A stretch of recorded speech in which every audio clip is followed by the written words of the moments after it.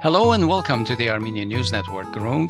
I'm Asbed Bedrossian, and I'm here with my Grung co-hosts, Katia Peltekian and Hovik Manucharyan. This episode was recorded on June 9, 2023. Over the past few months, information keeps surfacing that there are inappropriate real estate transactions on the part of the Armenian Patriarch of Jerusalem, which might be compromising the millennia-long legacy and heritage of the Armenian community in the Holy Lands. In this Conversations on Grung episode, we'll talk about this issue with Hagop Djernazian, who is an activist and lives in Jerusalem. He studies international relations and Middle East studies at the Hebrew University of Jerusalem. Hello and welcome to the show, Hagop. Hello. Hi, how are you? Hi, Hagop. I'm asked usually about the Jerusalem Armenians because I'm from the region, my parents were. So many of us don't know much about the actual history of the Armenian presence in Jerusalem and about the Armenian Quarters specifically. Can you give us a very brief history of how the Armenian Quarter came to be? Maybe follow up what's the Armenian population in Jerusalem, and then maybe the parts. We keep hearing Goveru Bardes, but there are different, not neighborhood, but different parts of the quarter that you can give us description, please. Of course, first of all, I would like to thank you for giving me this opportunity to be your host. So as you asked, the Armenian presence in Jerusalem dates back to the 4th century. And today, the number of the Armenian community is not more than 1,000 Armenians living in Jerusalem. Unfortunately, since 1967, and let's say since 1948, many Armenians immigrated from Jerusalem and from other areas in the Holy Land. And now the number is only 1,000 Armenians living in Jerusalem.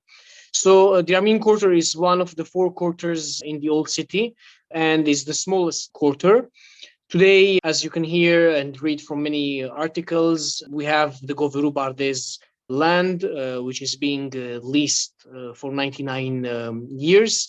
Beside the Goveru Bardes, which is located inside the quarter, we have also the St. James Monastery, which is inside the quarter, where you can find the St. James Church, St. Tark School, the Hoyechman and the Homenetmen Club, the JABU Club, the Mardigian Museum, the Gulbenkian Library, and many other institutions located inside the Armenian convent.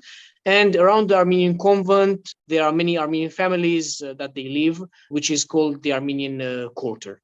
Hagop, we hear of the occasional spitting on Armenian priests now and then by Jewish extremists. We witnessed attacks on the Armenian church and on an Armenian business, I think earlier this year.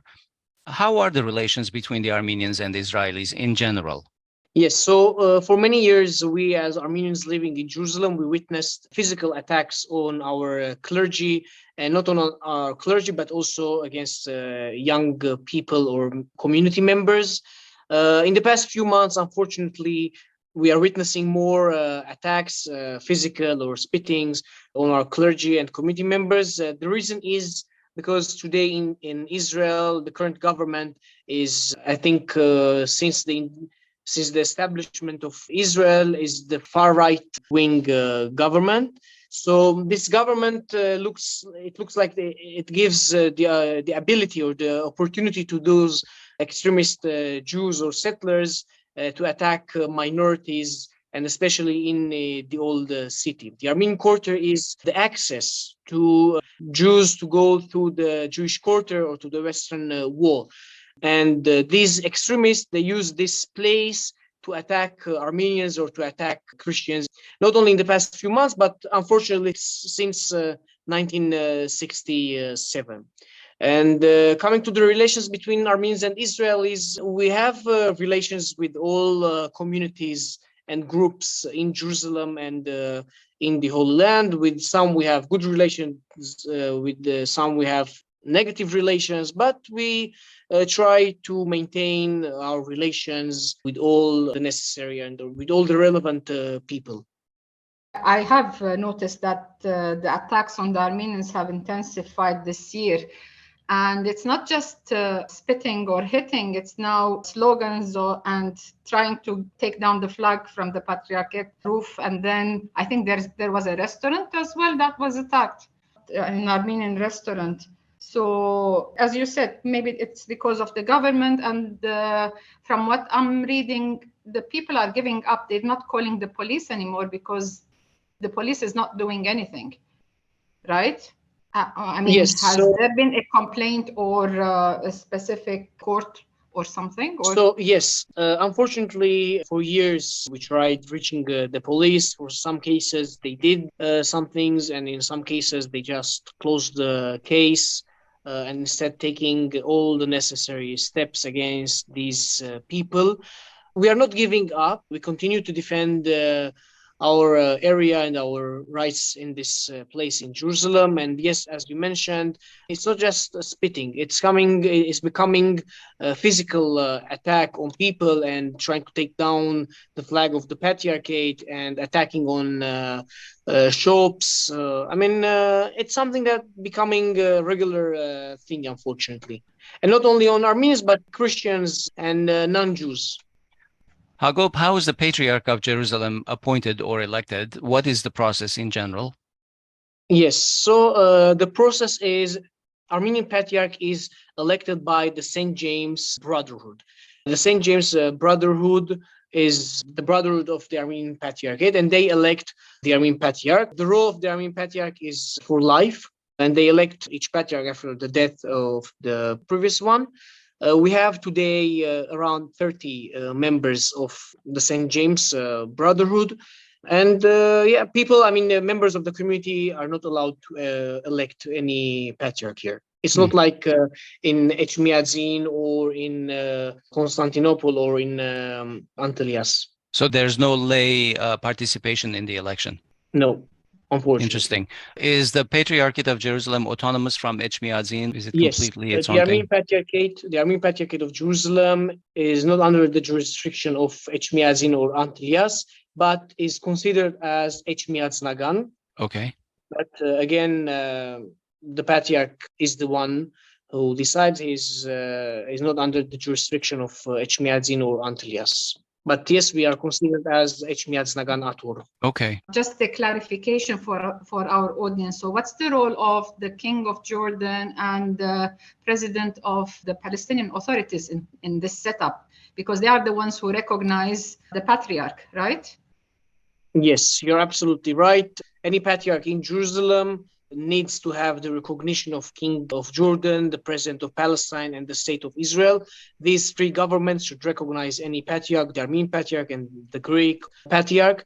And without their recognition, the Patriarch cannot have his job properly. So the Jordanian and the Palestinian authorities have withdrawn the recognition of the Patriarch, and he cannot sign. His signature is no more recognized. Yes. So he's not recognized the Patriarch by King of Jordan. And it is very important to mention that the King of Jordan is the custodian of the holy sites in Jerusalem. That means his recognition is very important. And he is still a Patriarch because at the end, the brotherhood elects him. And the brotherhood should take him down if they will to do it, if this is their will, but so far he's not recognized. He can't sign any contracts in Jordan and Palestine, and his signature is not recognized at all. It affects a lot on his job and his work as the Patriarch, and the brotherhood should take it into consideration. Hagop, can you tell us a little bit about this contract with which the Patriarchate has reportedly granted a 99-year lease for Goveru Bardez to an Israeli company that is allegedly going to build a hotel there? Yes, of course. So the lease of the 99 years of the Goveru Bardez, the historical Armenian garden, was signed back in July 2021. We do heard many rumors regarding leasing of the land, but unfortunately only 2 months ago, the community discovered that not only the Goveru Bardez, the Armenian garden, is included in the deal, but also some other areas surrounding this land. The contract was signed by Patriarch Nurhan Manukyan, Archbishop Sevan Gharibian, and defrocked Father Baret Yeretsian. These three signed an illegal lease. When I say an illegal lease, is because the constitution, the bylaws of the Armenian Patriarchate of Jerusalem, prohibits to assign any 99-year lease. And the maximum period of time you can lease a property or any other real estate is 49 years. And those who should sign the contract are very different. The Patriarch by himself or Archbishop Sevan Gharibian or Defrocked Father Barretz cannot sign it without the confirmation of the Holy Synod, which is the let's say executive committee of the Patriarchate and the General Assembly of the Brotherhood. These two meetings should approve any lease or any agreement. But unfortunately, the Patriarch violated the constitution of the Patriarchate by not bringing the contract to discussion in these meetings. So as for now, we know that the Australian Jewish businessman, which his name is Danny Rothman, will build a 7-star hotel. But 2 months ago, we discovered that I saw the project, the maquette, which shows you what is the plan. I saw that it's not going to be a hotel. The plan is to build a new neighborhood, new houses, apartments, swimming pools, gardens, and houses. And the Patriarchate said 2 years ago that we leased the land in order to build a 7-star hotel. But now it's the opposite from what they announced. So what you're saying, Hagop, is that they're planning to build an entire neighborhood which could change the profile of the Armenian Quarter. Yes. So, I mean, it's not going to, they're not planning to build any hotel. This is from what we know and what we saw. And it is very important to mention that we know so far that 11,500 square meters were leased, which means the Goveru Bardes, the Armenian garden, the whole of the theological seminary, the garden of the Patriarch, the private parking lot of the Patriarch, and the 5 houses of 5 Armenian families all are included in the deal. That's why today the community and the entire Armenian world is against this lease. Does it mean that those structures are going to be destroyed? To be honest, I really don't know what is the plan, what are they planning to do. But in the upcoming few weeks, we will start to know and we'll start to understand much better what is the final plan. Sorry, Hagop, did you say the seminary is also included in this contract? Yes, one part of the seminary is included in the contract. The first time we heard about this, it came from Father Barret, that the Patriarch has signed something. That was, I think, a year or 2 ago. So he spilled the beans in the beginning. And now he's saying that the Patriarch knew, and the Patriarch says, no, I didn't know what I was signing. All this blame game. What are your thoughts about that, Hagop? I can tell you one thing. Any contract that needs to be signed must be signed by the Patriarch himself. And Father Barret cannot sign any contract without the agreement of the Patriarch or the agreement of the Holy Synod. It is very important that they will all agree on it. And when Father Barret is saying that the Patriarch knew, yes, the Patriarch knew what he's signing. Maybe Father Barret lied to him in parts of the contract, but in general, the Patriarch knew that he is leasing the entire area of the Goveru Bardes. I mean, both cannot blame each other because both knew what is included in the contract and both were part of the negotiations. And then last year, there was a committee that included people from the Jordanian government, the Palestinian government, and from Armenia. Is that correct? And they were supposed to look into this file. So what's their role? What have they done during this year? So many months have passed since the formation of that committee.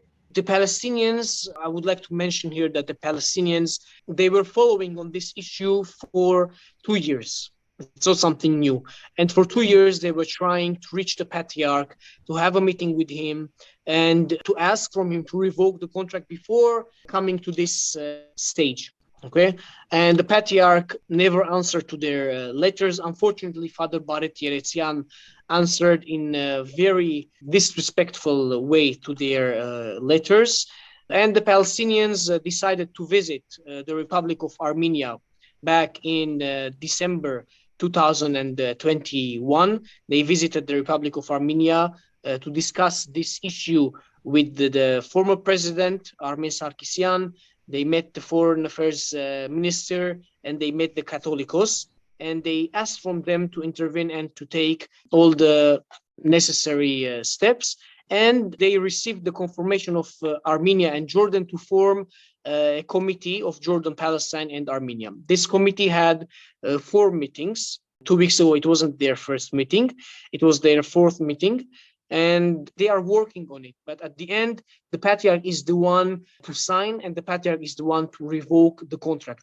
They, as countries, they can pressure him to do so. So the Palestinian authorities have been sending him letters to the Patriarch, and the Patriarch has not been responding.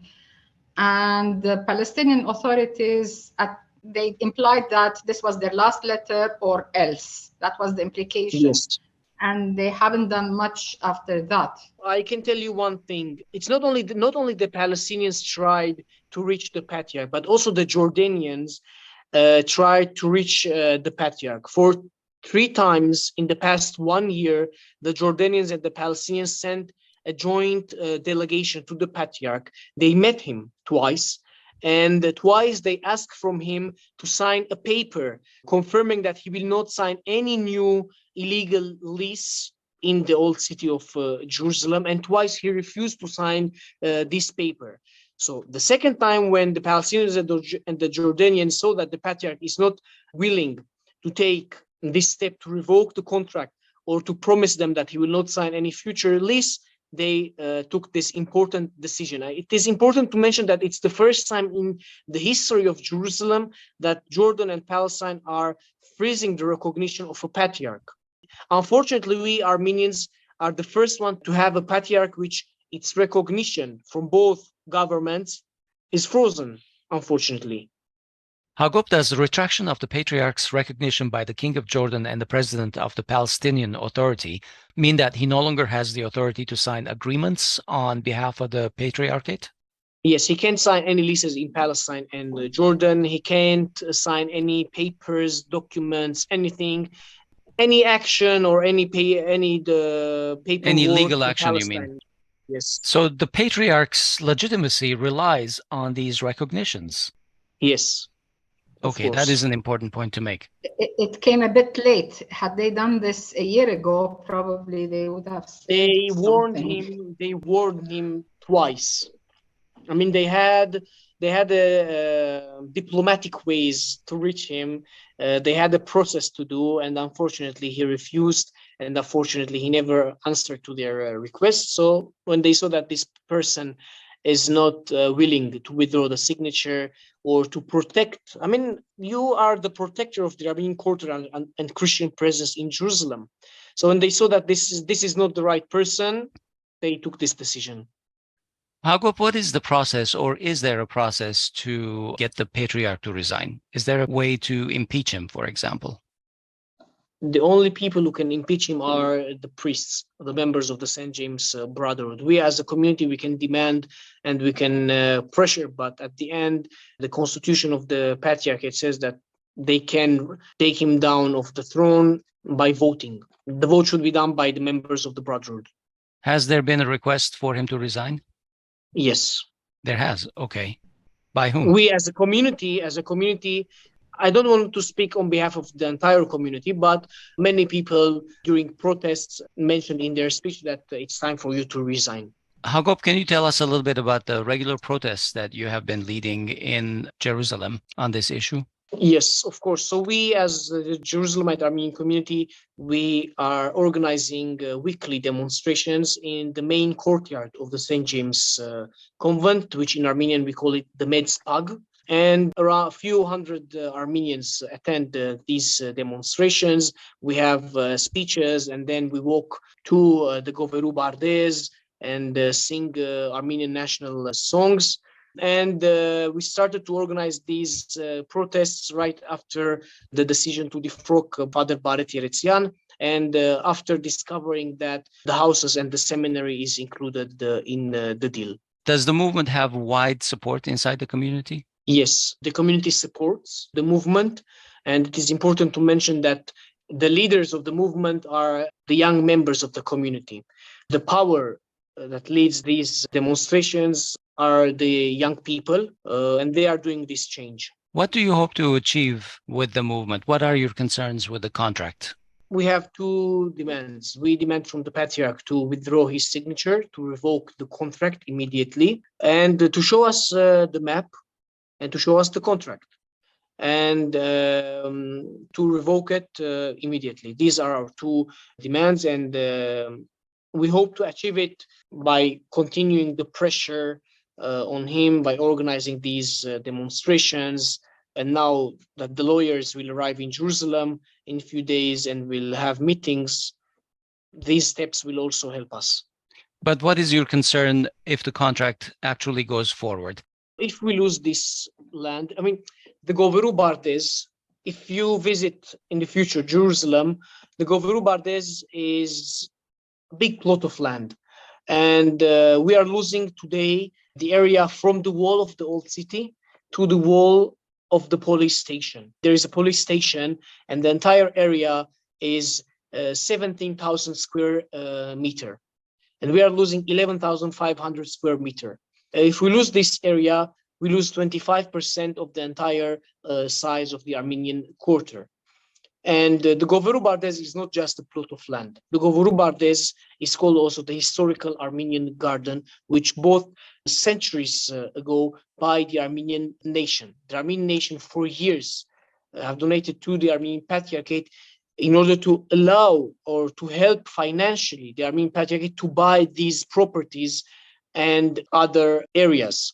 And if we lose this plot of land, we may not be able to call the Armenian Quarter in the future Armenian Quarter, because it will be a mixed neighborhood.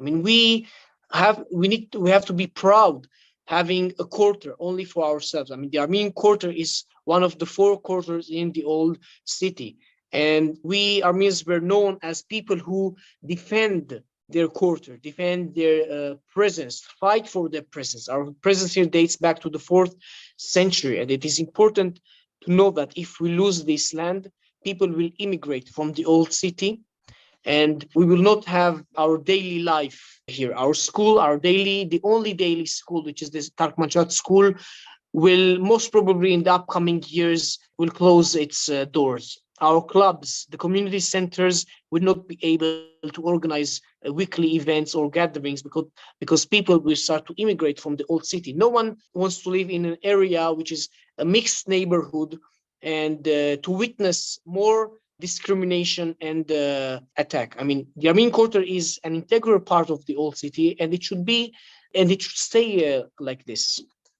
We know that the policy of Judaization is very much in the news.